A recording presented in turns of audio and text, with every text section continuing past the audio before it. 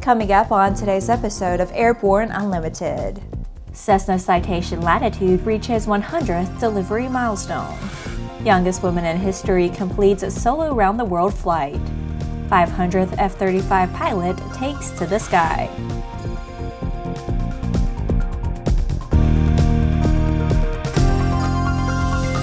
Hello, I'm Laura Hudson. It's October 13th, and this is Airborne Unlimited. Textron is in the process of delivering the 100th Cessna Citation Latitude. The milestone aircraft, which comes just 26 months after the first Latitude enters service, will be handed over to NetJets Incorporated this week at Textron Aviation headquarters in Wichita, Kansas. We set out to redefine this segment by investing in a new product with features our customers told us they wanted. Large cabin amenities and best-in-class operating cost. Delivering 100 Latitudes in just over 2 years is a statement that we've got the ideal combination, said Rob Scholl, a Senior Vice President of Sales and Marketing at Textron Aviation. NetJets extended its total Latitude order to up to 200 aircraft when it took its first delivery in June 2016. The Latitude is one of the most outstanding mid-size cabin jets in the industry. It meets our owners and our own high standards for performance and safety, said Doug Henneberry, Executive Vice President of Aircraft Asset Management at NetJets Incorporated. We are proud to have Latitudes in our fleet, and we're excited to celebrate this milestone delivery with our industry partner. Textron Aviation delivered 42 Citation Latitudes in 2016. Shaesta Waiz, the 30-year-old pilot of the 2017 Dreams Soar Global Flight for STEM, touched down in Daytona Beach, Florida on October 4th in her now well-traveled Beechcraft Bonanza A36 aircraft, completing a solo circumnavigation of the Earth. Since May, the Dreams Soar campaign has seen Waiz flying to over 20 countries to inspire the next generation of science, technology, engineering, and math and aviation professionals. With her journey now completed, she becomes the youngest woman in history to complete a solo round-the-world flight in a single-engine aircraft. It has been an amazing adventure, and I am very happy to conclude the Dreams Soar around-the-world flight in honor of promoting STEM education to the next generation, Waiz commented. This flight was truly a team effort, and it is bittersweet feeling to see it come to an end. After the break, 500th F-35 pilot takes to the sky. The TrueBlue Power TA202 series high-power USB charging port requires no bulky external power converters for 10 to 32 VDC installation. The in-seat, cabin, and cockpit power source delivers all the power you need in a small, economical, easy-to-install package. Available from your local avionics dealer. There's a difference between charting a steady course and pushing for the ceiling. And for nearly a century, Hartzell Propeller has been defining that difference. It's in our passion for engineering and research and our dedication to testing the limits of performance. We are built on honor. We are Hartzell Propeller. Sandia introduces the new SAI 340 Quattro TSO'd airspeed, attitude, altitude, and slip. With integral backup battery, safety never looked so good. See it now at www.sandia.aero. Welcome back. The Air Force trained and graduated the 500th F-35 Lightning II pilot across the Joint and International Enterprise September 19, 2017 at Eglin Air Force Base. Major Chris Campbell, the 461st Flight Test Squadron Director of Operations, is an F-16 Fighting Falcon test pilot with more than 1,000 fighter hours and 245 combat hours. He began F-35 Lightning II fighter pilot training at the 33rd Fighter Wing this summer and became the 500th pilot to graduate the program. As a test pilot, working on the F-35 is an opportunity for me to be a real force multiplier, Campbell said. Flying the F-35 has been a long-term goal of mine. I'm thrilled to be a part of the program, and I hope to make a positive impact. While training as an F-35A student pilot, Campbell completed approximately 200 hours of academics, 14 simulator sessions, a high-speed taxi, and 6 flights in the aircraft before being deemed qualified.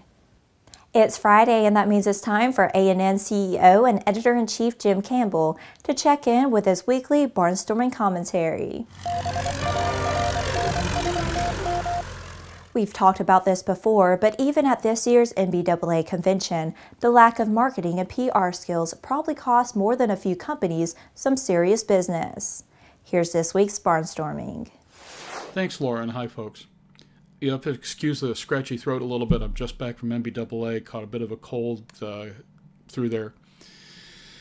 And I wanted to talk real quick about the fact that it was a somewhat subdued show, not a lot of news, and part of that, in my opinion, because we did see a lot of things that were happening and not a lot of discussion about it, we had to pull teeth to get some news out of some people. Many of the companies, no press kits on site. Many people didn't know what a press kit was.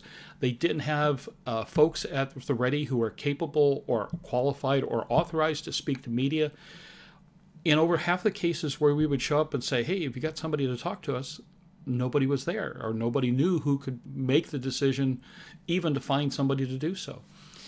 We would ask for simple things like art or B-roll, things of that nature. I mean, you ask for B-roll these days, it should be at the top of the list. Video is so prominent in news these days, and there are people who don't know what B-roll is. There were folks who did great jobs. We had phenomenal interviews with Epic and Nextent and Whip Air and Mid-Continent.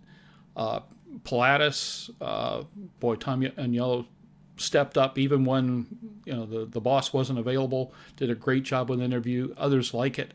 And we had a great time working with the pros. But I can't but wonder how much more business this industry could do if they were more prepared and more empowered to be able to get their information out. They talk about, well, we're doing good work on social media. Well, that's great. But the problem is social media is one aspect. And frankly, a lot of the social media work we see is awful. It's poorly targeted, it's scattershot, throw something up on Twitter. Folks, the media, and granted, aviation media is not perfect, and we'll be the first to tell you a lot of it's junk, but it's better than nothing. And more important, it is a connection between you and your buyer. It is a connection between you and the folks who might be interested in your product. It is a connection between you and the aviation world. Not the only one, but a really good one, a really targeted one. And so when somebody like ANN shows up and says, hey, we'd really like to talk to you about your new whiz-bang, your new Mockbuster Thunder Crunch 2000, this blank look, and you don't have a press kit, and nobody here can talk to you, boy, you really got to wonder. Seriously, if you want to do business, show them you're prepared to do business. And one way you do that is simply by reaching out to media, reaching out through social media, reaching out through these trade shows and being at the trade shows prepared, ready, empowered, engaged, and most important, with a strong belief in your product that shows in everything you do, including your outreach to media. For the Aero-News Network, Airborne, and Aero-TV, I'm Jim Campbell. Take care. After these messages, CAE launches Master Pilot Training Program.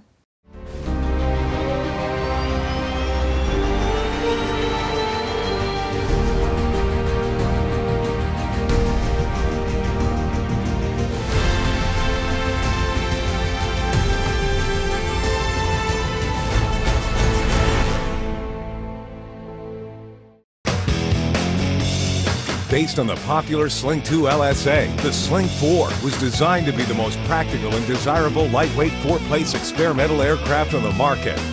Find out more about this 115 horsepower turbocharged airplane at airplanefactory.com. Concorde's recombinant gas RG series sealed battery technology produces a high-performance battery with the advantages of being pre-tested and fully charged at the factory. Find out more about Concorde's entire line of batteries at www.concordebattery.com. Concorde, the heart of your aircraft. Welcome back. With so much news coming out of the aviation industry, we're summarizing some other interesting stories in a brief segment we call Around the Patch.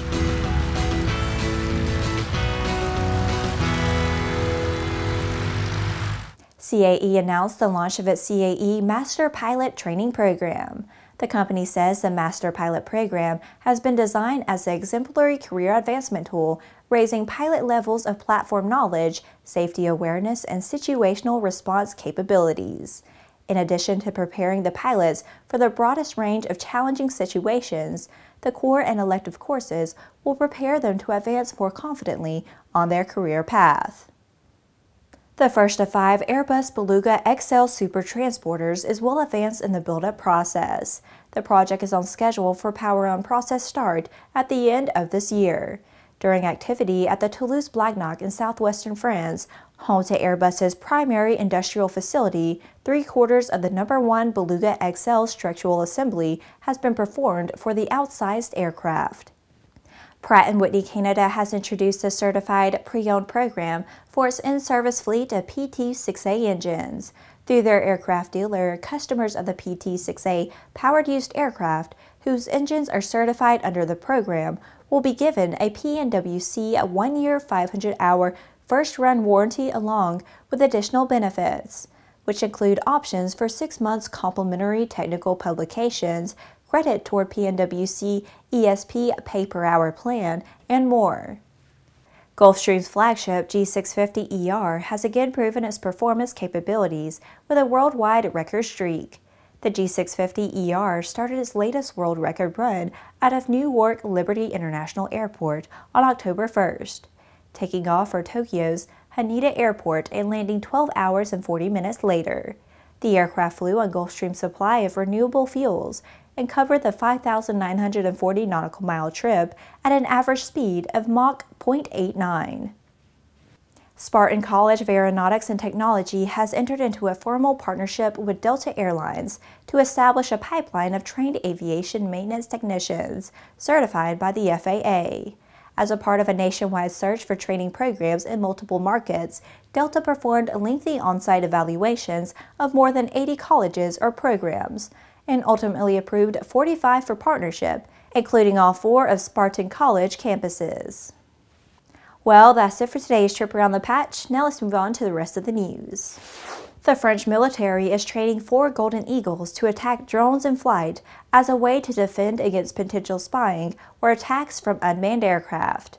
The idea came up after several drones were flown over the French presidential palace, but they were not the first to consider such a plan. The Dutch National Police recently released a video showing an eagle taking down a DJI drone. That bird was trained by a company that is specializing in teaching birds of prey to attack unmanned aircraft. How did they do it? The eagles were hatched and reared on top of drone wreckage, which experts say made the birds think of the aircraft as prey.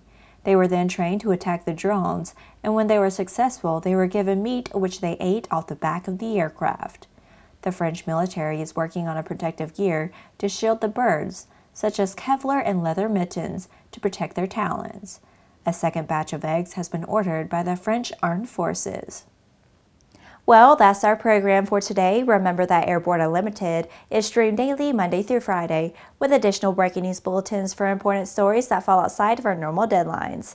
If you're watching us on YouTube, please subscribe and do check us out on Facebook and Twitter. Get comprehensive, real-time, 24/7 coverage of the latest aviation and aerospace stories anytime at aero-news.net. Have a great weekend and see you Monday.